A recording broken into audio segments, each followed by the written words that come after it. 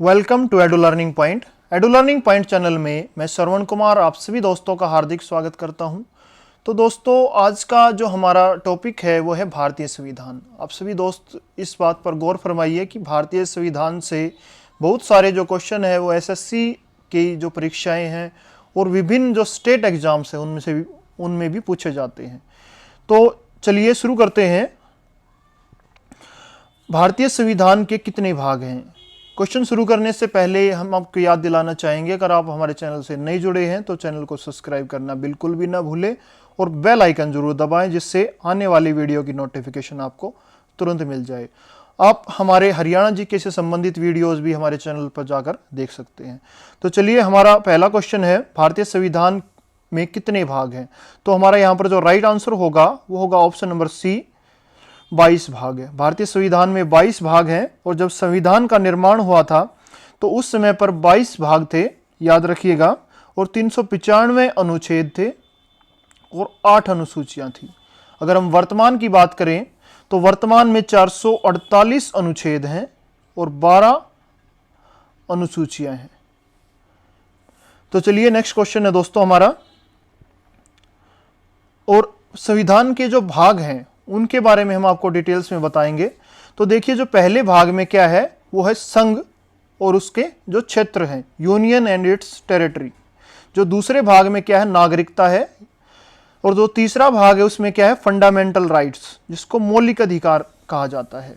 जो मौलिक अधिकार हैं जिसमें स्वतंत्रता का अधिकार, समानता का अधिकार, शोषण के विरुद्ध अधिकार, संवैधानिक उपचारों का अधिकार, वो सभी अधिकार किसके अंतर्गत आते हैं? वो भाग 3 के अंतर्गत आते हैं संविधान के। और भाग 4 में क्या है, वो है नीति निर्देशक तत्व, directive principle of state police. वो किस में आते हैं? वो भाग नंबर 4 में। जो अनुच्छेद 36 से 51 जो नीति निर्देशक तत्व हैं वो अनुच्छेद 36 से 51 के बीच में उनको शामिल किया गया है भाग 4 के अंतर्गत। और जो 5 में क्या है, वो यूनियन है। छठा है स्टेट। 7वां है क्या है, state in the B part of first schedule. जो 8वां भाग है उसमें द यूनियन टेरिटरी, केंद्र शासित प्रदेश। जो पंचायत से संबंधित जो कार्य हैं और उनके जो कार्य हैं पंचायत से संबंधित, वो भाग 9 में लिए गए। ये बात भी आप याद रखिएगा। और भाग 9 से बहुत ही जो क्वेश्चन पूछे जाते हैं। और 9A में क्या है, वो म्यूनिसिपैलिटीज हैं, जिसको MC म्यूनिसिपल कमेटीज भी कहा जाता है। और जो 9th के जो 2 भाग और किए गए हैं, 9th B, उसमें कोऑपरेटिव सोसाइटीज आती हैं। जो 10वां भाग है उसमें शेड्यूल्ड एंड ट्राइबल्स एरिया, जो अनुसूचित जाति और जनजाति के जो क्षेत्र हैं उनको शामिल किया गया है। और भाग 11 है रिलेशन बिटवीन, जो केंद्र और राज्य जो संबंध है, जो सरकारिया आयोग जो बनाया गया था केंद्र और राज्य संबंधों पर आधारित। तो केंद्र और राज्य संबंधों का वर्णन कहाँ किया गया है? वो भाग 11 में किया गया। भाग 12 किस से संबंधित है? वो वित्त, फाइनेंस, प्रॉपर्टी, कॉन्ट्रैक्ट और शूट्स। जितने भी जो वाद विवाद होते हैं वो वित्त से संबंधित, प्रॉपर्टी से संबंधित, वो भाग 12 के अंदर वो शामिल किए गए हैं। भाग 13 के अंदर क्या आता है? Trade, commerce with in the territory of India. जो भारतीय क्षेत्र के अंदर क्या है, वो व्यापार से संबंधित जो दिया गया है वो भाग 13 में है। भाग 14 में क्या आता है? Service under the union and states. भाग 14 में क्या आते हैं? जो ट्रिब्यूनल्स, जो विभिन्न जो क्या है कि वो आप देखेंगे, जो ट्रिब्यूनल्स क्या होते हैं, जो आयोग बनाए जाते हैं जो राज्यों के मध्य, किसका? वो जमीन का विवाद हो या पानी से संबंधित विवाद हो, उसके लिए जो ट्रिब्यूनल कार्य करते हैं वो भाग 14A में वो दर्शाया गया है। भाग 15 में क्या आता है? इलेक्शन आते हैं। इलेक्शन कमीशन किस में आता है? वो भाग 15 में आता है। चुनाव से संबंधित जो प्रक्रिया है और उसका संचालन कैसे करना है, वो भाग 15 के अंतर्गत है। भाग 16 में क्या आता है? Special provision relating to certain classes. जो विभिन्न क्या है, जो विभिन्न वर्गों के लिए जो स्पेशल प्रोविजन किए गए हैं वो भाग 16 के अंतर्गत आते हैं। भाग 17 में क्या है? वो भाषाएं हैं। जो हिंदी भाषा को जो दर्जा दिया गया है राजभाषा का, वो बात भी आप याद रखिएगा। वो भाग 17 के अनुच्छेद 343 से 351, ये बात भी आप याद रखिएगा। जो राजभाषा का जो गठन किया गया, हिंदी वो राजभाषा बनाया गया है, वो अनुच्छेद 343 से 351 और भाग 17। जो भाग 18 में क्या है, वो इमरजेंसी प्रोविजंस हैं। जो राष्ट्रपति की जो इमरजेंसी आपात शक्तियां हैं वो भाग 18 में है। जो भाग 19 है वो मिसलेनियस है। भाग 20 की अगर हम बात करें तो अमेंडमेंट ऑफ कॉन्स्टिट्यूशन, ये भाग भी बहुत ही महत्वपूर्ण है, याद रखिएगा। अगर संविधान में कोई परिवर्तन करना है तो वो भाग 20 के अंतर्गत वो होता है। भाग 21 में क्या आता है, वो territory transitional and special provisions, temporary sorry. और भाग 22 की अगर हम बात करें तो short title, date of commencement, authoritative text in Hindi and repeals. तो हमने इन सभी भागों का अध्ययन किया। तो चलिए अब नेक्स्ट क्वेश्चन की तरफ चलते हैं दोस्तों। आपको सभी भागों का ज्ञान हो गया होगा। तो चलिए, संविधान का कौन सा भाग निर्वाचन से संबंधित है? तो हमारा यहां पर जो राइट आंसर होगा वो होगा ऑप्शन नंबर बी, भाग 15। और भाग 15 के अनुच्छेद कौन सा है? अगर अनुच्छेद की हम बात करें तो अनुच्छेद है 324, अनुच्छेद 324 भाग 15, जिसके अंतर्गत जो निर्वाचन मंडल है वो अपना कार्य करता है, जो निर्वाचन आयोग है। तो चलिए दोस्तों, नेक्स्ट क्वेश्चन है हमारा, भारतीय संविधान का भाग 1 किससे संबंधित? अगर आपने हमारी पिछला जो भाग है उसको अच्छे से उसको पढ़ा है तो आप आसानी से बता सकते हैं। तो भाग 1 किससे संबंधित है? तो हमारा यहाँ पर राइट आंसर होगा वो होगा ऑप्शन नंबर सी, संघ और उसके क्षेत्र। हमारा क्वेश्चन है, संविधान में कुल कितनी अनुसूचियां हैं? अगर हम संविधान निर्माण के समय की बात करें तो उस समय पर 8 अनुसूचियां थी और वर्तमान में हमारे संविधान में क्या है, वो 12 अनुसूचियां हैं। तो हमारा यहाँ पर जो राइट आंसर होगा वो होगा ऑप्शन नंबर सी, संविधान में 12 अनुसूचियां हैं। तो अनुसूचियों के बारे में हम आपको डिटेल्स में बताएंगे दोस्तों। देखिए, जो पहली अनुसूची है, the list of state and union territory with in territorial demarcation, जो विभिन्न जो स्टेट हैं उनके जो क्षेत्र है, उनका जो कार्य क्षेत्र है, ज्यूरिडिक्शन है, उसके बारे में बताया गया पहली अनुसूची में। अगर हम दूसरी अनुसूची की बात करें, provisions of the presidents, governor of state, speaker and the deputy speaker of the house of the people and the chairman and the deputy chairman of the council of the state and the speaker and deputy speaker of the legislative assembly। तो विभिन्न जो संवैधानिक पदों पर जो पदाधिकारी हैं, उन पदाधिकारियों की वेतन और भत्तों का वर्णन, ये बात आप समझिए, मोटे तौर पर उनके वेतन और भत्तों का वर्णन वो दूसरी अनुसूची में किया गया है। और उन सभी की जो संवैधानिक पदों पर जो पदाधिकारी मंत्रीगण बैठे हुए हैं, जिसमें हमारे जो प्रेसिडेंट हैं, राष्ट्रपति, और जो गवर्नर हैं और विभिन्न जो मंत्रिमंडल के जो सदस्य हैं, उनकी जो शपथ ली जाती है, उन शपथ का वर्णन भी वो तीसरी अनुसूची में शामिल किया गया, the forms of the oath of affirmations. जो चौथी अनुसूची है, provisions as to the allocation of seats in the council of states, जो राज्यसभा से जो सदस्य चुने जाते हैं, राज्यसभा के लिए जो सदस्य चुने जाते हैं विभिन्न राज्यों से, उन सीटों के का जो अलोकेशन किया जाता है वो चौथी अनुसूची के अनुसार किया जाता है। फिफ्थ, जो पांचवी अनुसूची की हम बात करें तो provisions as to the administration and control of the scheduled area and scheduled tribes. पांचवी जो अनुसूची में जो अनुसूचित जाति और जनजाति क्षेत्र हैं, उनके एडमिनिस्ट्रेशन, उनके जो प्रशासनिक जो कार्य और नियंत्रण का वर्णन किसमें किया गया है, वो पांचवी अनुसूची में किया गया है। और छठी अनुसूची की हम बात करें तो provisions of the administration of tribals area in the state of Assam, Meghalaya, Tripura और मिजोरम। इन 4 राज्यों को जो स्पेशल प्रोविजंस दिए गए हैं, विशेष इनके लिए उपबंध किया गया है, इन जो ट्राइबल्स एरिया के लिए उनका जो नियंत्रण है, प्रशासनिक नियंत्रण है, उसके बारे में वो छठी अनुसूची में बताया गया है। कौन कौन से राज्य हैं? असम, मेघालय, त्रिपुरा और मिजोरम। जो 7वीं अनुसूची है, the union list, state list and concurrent list, जिसमें वो तीनों अनुसूचियां शामिल हैं, जिसमें संघ सूची, राज्य सूची और समवर्ती सूची को शामिल किया गया है। 8वीं अनुसूची किससे संबंधित है? वो भाषा से संबंधित है। संविधान में जो 22 भाषाओं का वर्णन किया गया है, लिखा गया है, वो 8वीं अनुसूची के अंतर्गत आता है। जो 9वीं सूची है उसमें देखिए, जो provisions as to the validation of the certain acts and regulation. आप देखते हैं कि कई बार जो आंदोलनों में मांग उठाई जाती है कि किसी भी वो प्रोविजंस है या एक्ट को 9th शेड्यूल में शामिल कर दीजिए। तो 9th शेड्यूल क्या है कि इस शेड्यूल में एक ऐसा प्रोविजंस बनाया गया है कि अगर इसमें किसी एक्ट को शामिल कर दिया जाता है तो उसे न्यायालय में चुनौती नहीं दी जाती है।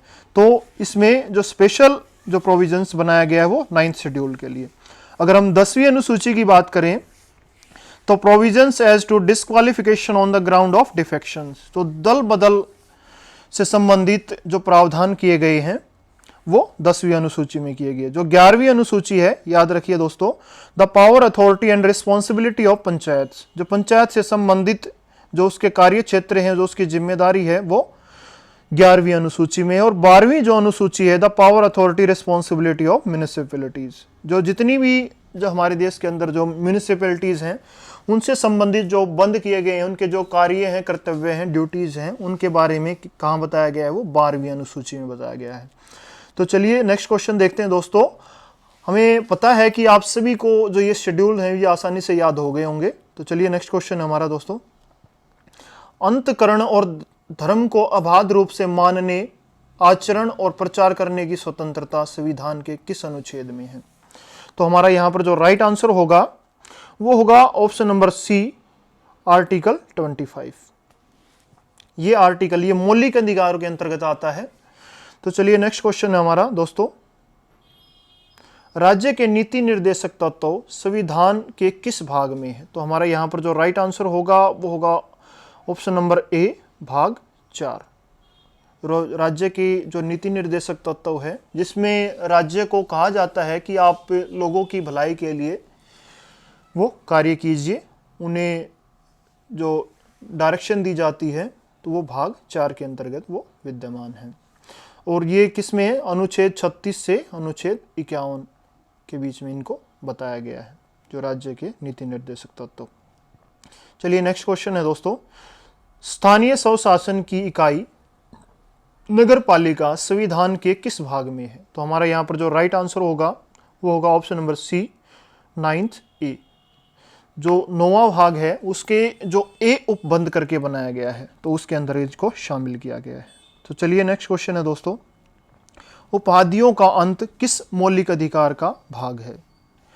तो आपने देखा होगा कि पहले क्या थी, वो राजा महाराजाओं को उपाधियां दी जाती थी, उन्हें बड़ी बड़ी उपाधियां से उन्हें नवाजा जाता था, तो उन उपाधियों का अंत किया गया था। तो वो किस मौलिक अधिकार के अंतर्गत को शामिल किया गया है? वर्तमान में आपको सिर्फ किस में उपाधियां दी जाती हैं, या तो अगर आप किसी सैन्य पद पर हैं, सेना में उपाधि मिलती है, या फिर वो एजुकेशन में, शिक्षा के क्षेत्र में। सिर्फ 2 ही क्षेत्र में आपको डॉक्टर कहा जाता है अगर आप पीएचडी करते हो, तो शिक्षा के क्षेत्र में, और दूसरा किस में, अगर आप सेना से संबंधित हैं, जिसमें कैप्टन है, कर्नल है, जनरल है, उस तरह की जो उपाधियां दी जाती है, या तो सेना के क्षेत्र में या शिक्षा के क्षेत्र में। तो हमारा यहाँ पर जो राइट आंसर होगा वो होगा ऑप्शन नंबर सी, समानता। तो चलिए नेक्स्ट क्वेश्चन है दोस्तों, ग्राम पंचायतों का गठन किसका भाग है? तो हमारा यहां पर जो राइट आंसर होगा वो होगा ऑप्शन नंबर बी, नीति निर्देशक सिद्धांतों का। इसमें बताया गया है कि जो ग्राम पंचायतों का जो गठन के बाद उनके कौन कौन से वो कार्यकलाप होते हैं। तो चलिए नेक्स्ट क्वेश्चन है दोस्तों, राष्ट्रपति के विधायी अधिकार संविधान के किस भाग में है? तो हमारा यहां पर जो राइट आंसर होगा वो होगा ऑप्शन नंबर ए, भाग 5, और अध्याय क्या है वो 4। तो चलिए नेक्स्ट क्वेश्चन है हमारा दोस्तों, संविधान का भाग 17 किससे संबंधित है? अगर आपने हमारे भागों को जो वीडियोज में दिए गए हैं उनको अगर अच्छे से पढ़ा है तो आप आसानी से बता सकते हैं दोस्तों, जो भाग 17 किससे संबंधित है, वो भाग ऑप्शन नंबर सी हमारा यहाँ पर राइट आंसर होगा, राजभाषा से। और इसी के अंतर्गत हिंदी को राजभाषा का दर्जा दिया गया है, अनुच्छेद 343 से 351 के बीच में वो अनुच्छेद दिए गए हैं। तो चलिए नेक्स्ट क्वेश्चन है दोस्तों, मूल कर्तव्य संविधान के किस भाग में निहित हैं? तो हमारा यहां पर जो राइट आंसर होगा वो होगा ऑप्शन नंबर ए, भाग 4 ए। तो चलिए अगला प्रश्न है दोस्तों, कौन सी अनुसूचियां क्रमशः पंचायतों के और नगर पालिकाओं के अधिकार, प्राधिकार और दायित्व से संबंधित हैं? तो हमारा यहां पर जो राइट आंसर होगा ये होगा ऑप्शन नंबर डी, अनुसूचित 11 और अनुसूची 12। जो अनुसूची 11 है ये पंचायतों से संबंधित है, ये बात भी आप याद रखिएगा। और जो अनुसूची 12 है वो नगर पालिकाओं से संबंधित है। ये दोनों चीजें आप याद रखिएगा, दोनों अलग अलग हैं। ये अनुसूची 11 पंचायतों से संबंधित है और अनुसूची 12 है वो नगर पालिकाओं से संबंधित है। तो चलिए नेक्स्ट क्वेश्चन है दोस्तों, संघ और राज्यों के बीच संबंध संविधान के किस भाग में है? तो हमारा यहाँ पर जो राइट आंसर होगा वो होगा ऑप्शन नंबर बी, भाग 11। एक सरकारी आयोग का गठन किया गया था जिसने अपनी रिपोर्ट दी थी। ये कई बार क्वेश्चन पूछा जाता है कि संघ और राज्यों के बीच में किस आयोग का गठन किया गया था। तो इसने जो केंद्र और राज्यों के बीच जो संबंधों को सुधारने के लिए प्रोविजंस इसने बताए थे और इसका गठन किया गया था आयोग का। तो ये संविधान के भाग 11 में, तो हमारा ऑप्शन नंबर बी यहाँ पर राइट आंसर होगा। चलिए नेक्स्ट क्वेश्चन है दोस्तों, अपराधों के लिए दोष सिद्धि के संबंध में संरक्षण का मौलिक अधिकार किस अनुच्छेद में है? तो हमारा यहाँ पर जो राइट आंसर होगा ये होगा ऑप्शन नंबर ए, आर्टिकल 20। इसमें कहा गया है कि आप स्वयं के विरुद्ध गवाही नहीं दे सकते और जोर जबरदस्ती आपको स्वयं दोष कबूल करने के लिए नहीं कहा जा सकता इस आर्टिकल के अंतर्गत। तो चलिए नेक्स्ट क्वेश्चन है दोस्तों, धार्मिक कार्यों के प्रबंध की स्वतंत्रता किस अनुच्छेद में है? तो हमारा यहाँ पर जो राइट आंसर होगा वो होगा ऑप्शन नंबर बी, आर्टिकल 26, अनुच्छेद 26 के अंतर्गत। तो चलिए नेक्स्ट क्वेश्चन है दोस्तों, संघीय कार्यपालिका संविधान के किस भाग में निहित है? तो हमारा यहाँ पर राइट आंसर होगा ये होगा ऑप्शन नंबर सी, भाग 6 अध्याय 2। तो चलिए अगला क्वेश्चन है दोस्तों, निम्न में से सही विकल्प का चुनाव कीजिए। तो हमारा यहाँ पर जो सही विकल्प होगा वो होगा ऑप्शन नंबर डी। हमारे ए, बी और सी तीनों विकल्प यहाँ पर सही है। संघ और राज्यों के बीच जो संबंध बताए गए वो भाग 11 में है। संघ और राज्यों के जो अधीन सेवाएं हैं, जिन्हें संघीय सेवा या राज्य स्तरीय जो सेवाएं होती हैं, उनको भाग 14 में रखा गया है और लोक सेवा आयोग उसको भाग 14 में रखा गया है। जो लोक सेवा आयोग से संबंधित ये क्या महत्वपूर्ण सूचना देखिए दोस्तों, लोक सेवा आयोग संविधान के भाग 14 अध्याय 2 के अंतर्गत है। तो अगला क्वेश्चन है भाई दोस्तों, निम्न में से गलत विकल्प का चुनाव कीजिए। तो हमारा यहाँ पर जो राइट आंसर होगा वो होगा ऑप्शन नंबर बी, कुछ वर्गों के संबंध में विशेष उपबंध। तो इसके लिए जो करेक्शन होगी, ये कुछ वर्गों के लिए के संबंध में जो विशेष उपबंध किया गया है वो भाग 16 में किया गया है। ये बात भी आप याद रखिएगा, ये इसमें करेक्शन होनी है। तो बाकी हमारे यहाँ पर सही है। राजभाषा है वो भाग 17 में है, जो संघ है वो 5 में है और जो राज्य है वो 6 में है। तो कुछ वर्गों के संबंध में जो विशेष उपबंध है वो भाग 15 में न होकर वो भाग 16 में है। ये बात आप नोट कर लीजिए। तो चलिए नेक्स्ट क्वेश्चन है दोस्तों, संविधान में संशोधन से संबंधित भाग कौन सा है? तो हमारा यहाँ पर जो राइट आंसर होगा वो होगा ऑप्शन नंबर डी, भाग 20। तो आप सभी दोस्तों को हमारा ये वीडियोस पसंद आया होगा और जो हमारे आपने क्वेश्चन देखे हैं ये आपके एग्जाम बेस हैं, वो बार बार आपके एग्जाम्स में पूछे जाते हैं और बहुत ही महत्वपूर्ण क्वेश्चन है। तो आप हमारी वीडियोस को ज़्यादा से ज़्यादा लाइक कीजिए और शेयर कीजिए।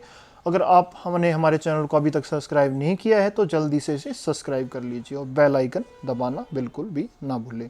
तो चलिए नेक्स्ट वीडियो में फिर मैं आपसे मिलता हूँ, आपका अपना दोस्त श्रवण कुमार।